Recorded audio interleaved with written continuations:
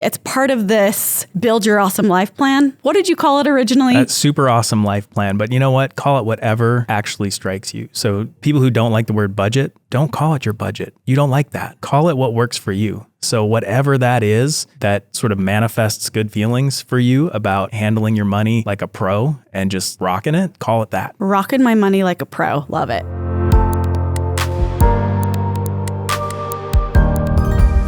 This is awesome. I love this plan.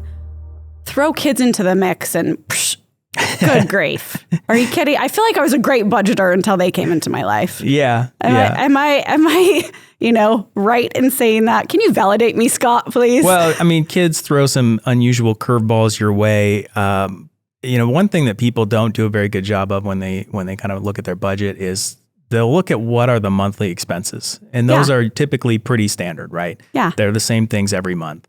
Take a longer view. What's going to happen in the next 12 months? So if you have kids, I guarantee that you're going to need to buy school clothes.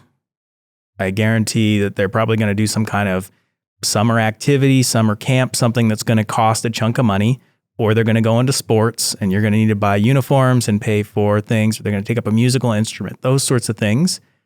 That doesn't happen every month, but I guarantee if you look 12 months into the future or 12 months into the past, you're going to say, what is likely to come up and how much do I kind of think I'm going to need to set aside for that, right? And so you start to budget for them in that way. And that one doesn't have to be every dollar is named for, Betty's flute. I mean, that's right. But it can just be kids' activities. It can be kids' summer. Whatever it is that is going to be a big chunk of money, just start to put a little aside here and there. Okay. And that can be part of your monthly savings number. And it should be. It should be. I love that because I feel like, and maybe I'm the only one that feels this way, but every time I turn around, my poor son has like flood jeans on. And I'm like, oh, buddy, we got to get you some new clothes. I am failing.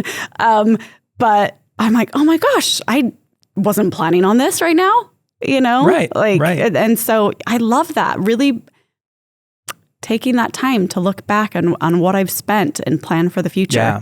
Okay. Well, and if you have teenagers, right, they're going to start driving. Thankfully, I don't yet. That's going to be a big cost, right? Double your insurance right there, right? That's going to happen. And so don't wait until you get the bill to start to budget for that. When your kid's 15, they're going to turn 16 and you're going to have to pay for car insurance. So just start looking ahead. That'll help a lot of people who struggle with maintaining a spending plan to have more success. Simply looking ahead to say, what's coming up? What are the things that I need to pay for? In the next 3 months, 6 months, 12 months, you probably know more than you think you do. Yeah, absolutely. One question I have for you too is, we're talking about all of you out there that live on variable income, right? My hours are changing weekly, not only with my pay, but all of the things.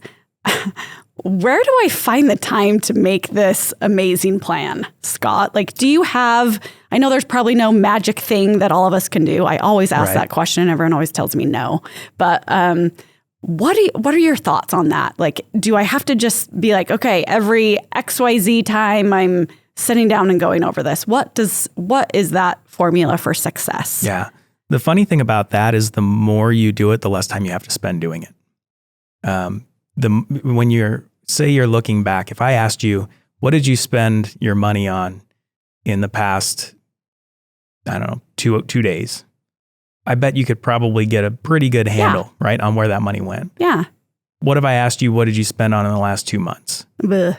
How long is that going to take you? Yeah. And how much is that going to just fry your brain? Right? Because there's so much so much information you have to take in and process, to where if you have every 2, 3, 7 days, I just look at where things are at and I can course correct and make sure that the money is going where I think it is, or there's not any surprises I need to adjust for.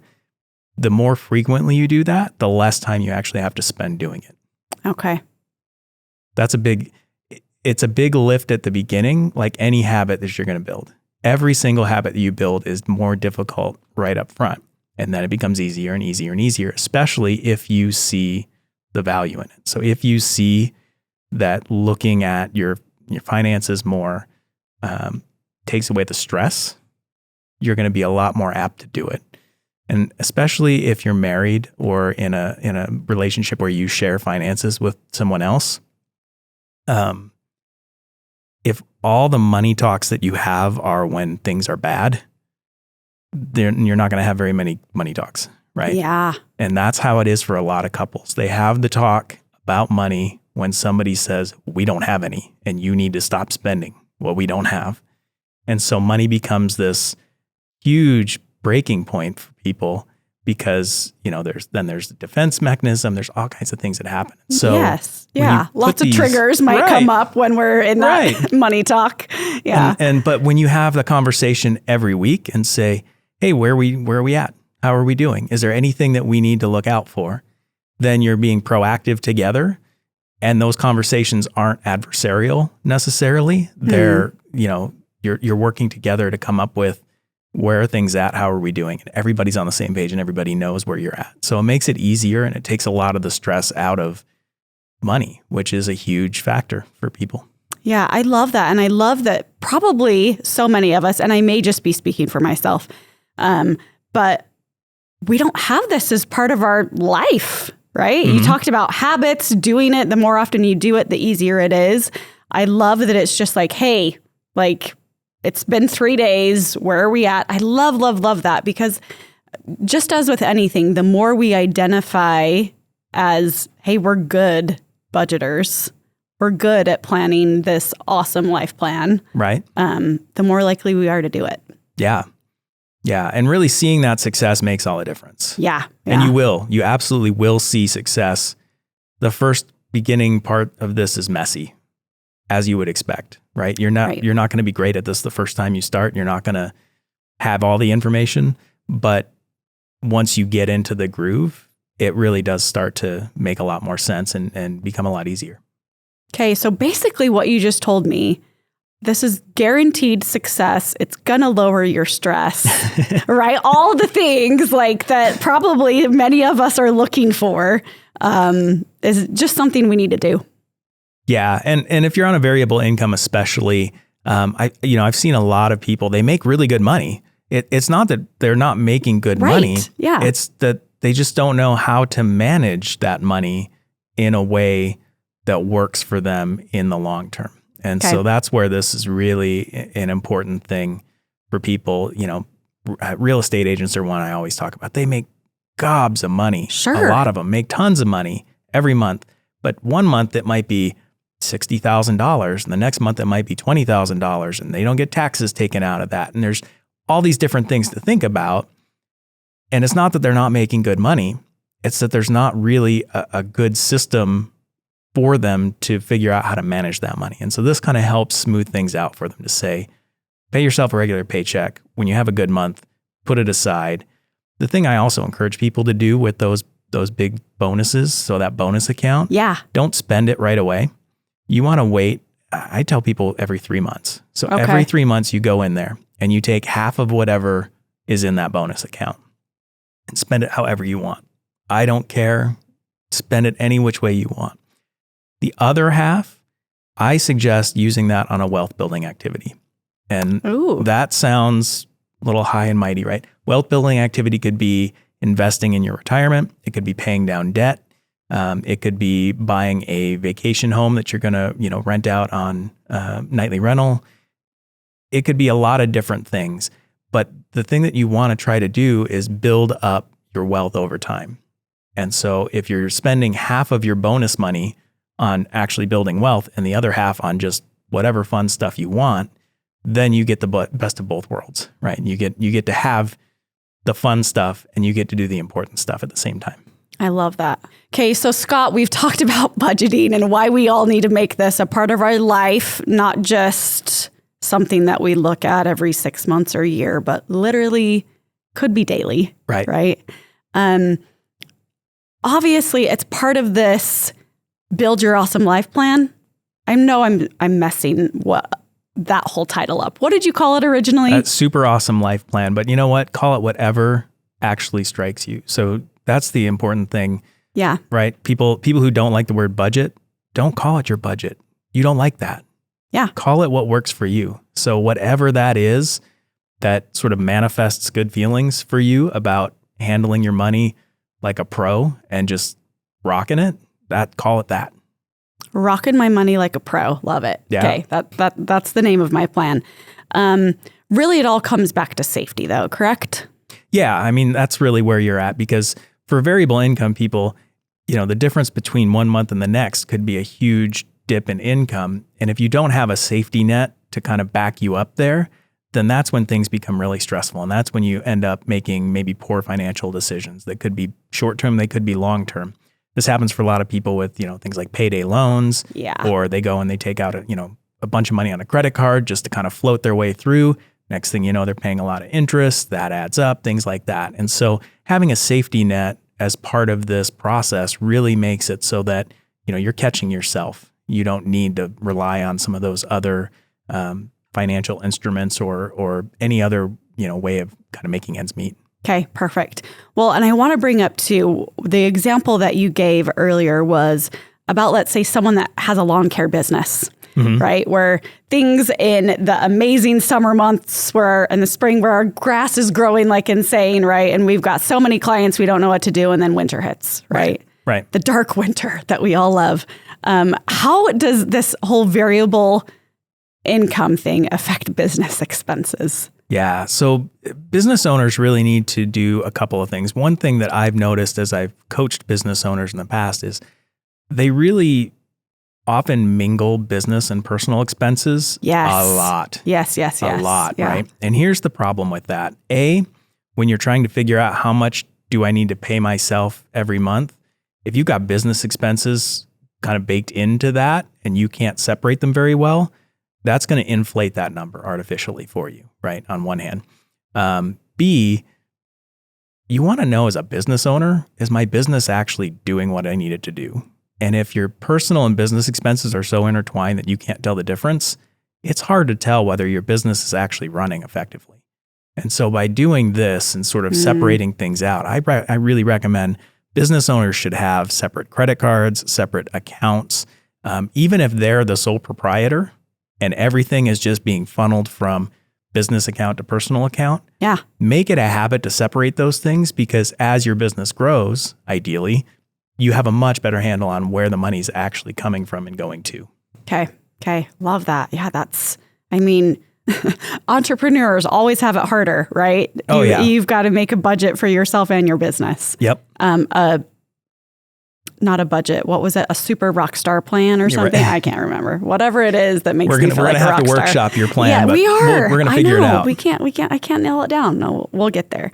But in addition to that, we've talked about, you touched on it a little bit, having this bonus account that you don't spend quite yet. Right. Tell me, I think we all know, we've heard of the kids and the marshmallow and delaying gratification they get to, they're going to be way more successful. What are your thoughts on all of that? Yeah. So for people who aren't familiar, the marshmallow test is this idea where you walk into a room full of kindergartners, you put a marshmallow on their desk and you say, if you don't eat this for 10 minutes, I'm going to give you another marshmallow. You're going to get 2. Or you can eat it now. Your choice, right? Yeah. And they've done studies, to see what happens as they follow people with that ability to delay gratification, to hold on and get double the marshmallows by waiting, what happens. And those people tend to be more successful and kind of happier in a lot of ways.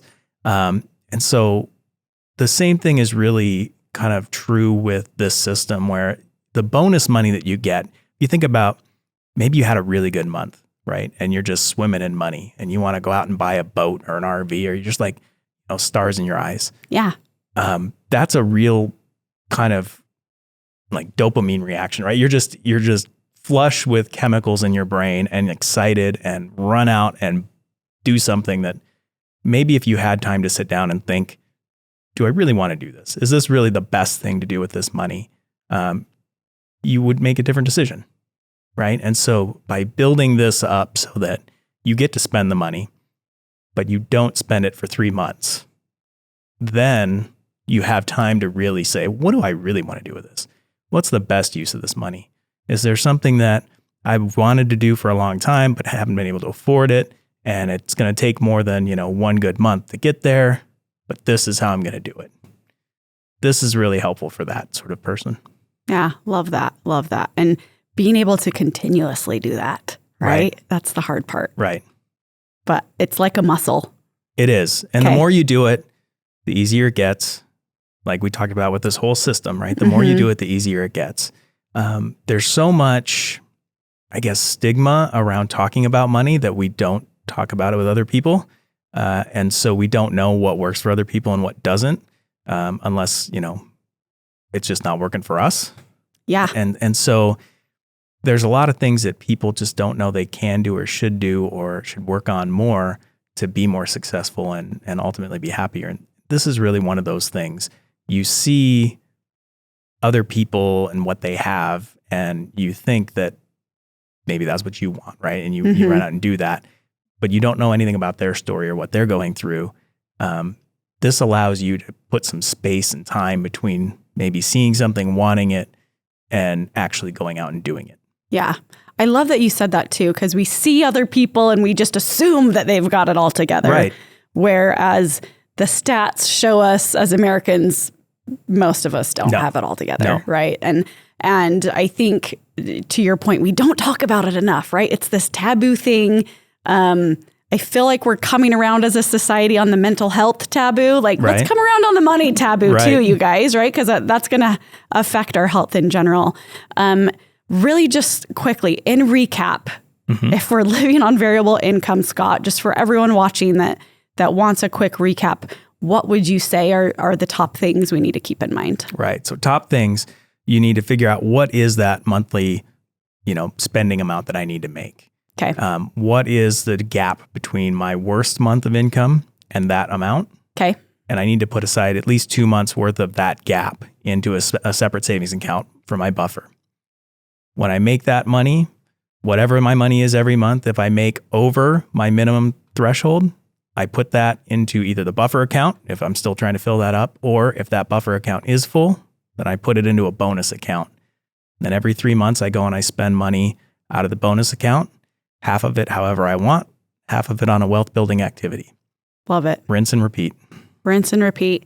And if all of this sounds too overwhelming, which it kind of does for me, I'm not going to lie, there's help, right? There is help, yes. Okay. So Mountain America offers financial guides. You can talk with a financial guide for free, and they can help kind of walk you through, what to do in order to identify your expenses and get those in line. And financial coaching is really kind of the helpful path for this. A lot of people will go to a financial advisor for this kind of thing. Financial advisors are really more long-term thinking. Okay. They're the people who are going to help you figure out, when you have a really good bonus amount and you want to put it toward a wealth building activity, what's the right one? Yeah. They're not so good at, I'm spending too much on gas and I need to set aside a little bit more for, school activities in the next couple months. That's not really their sweet spot. So financial coaching, financial guides, those would be fantastic resources. Okay, love it. Well, you guys heard it from Scott himself. Get yourself a financial guide, a financial coach, as well as a financial advisor, right? For retirement and all the long-term planning. And let's talk about this more often. I love that. So thank you for joining us, Scott. Thank you. It's been a lot of fun. I've learned a lot, and hopefully all of you have too. Thank you for joining us, and we will see you on the next episode of Guiding You Forward.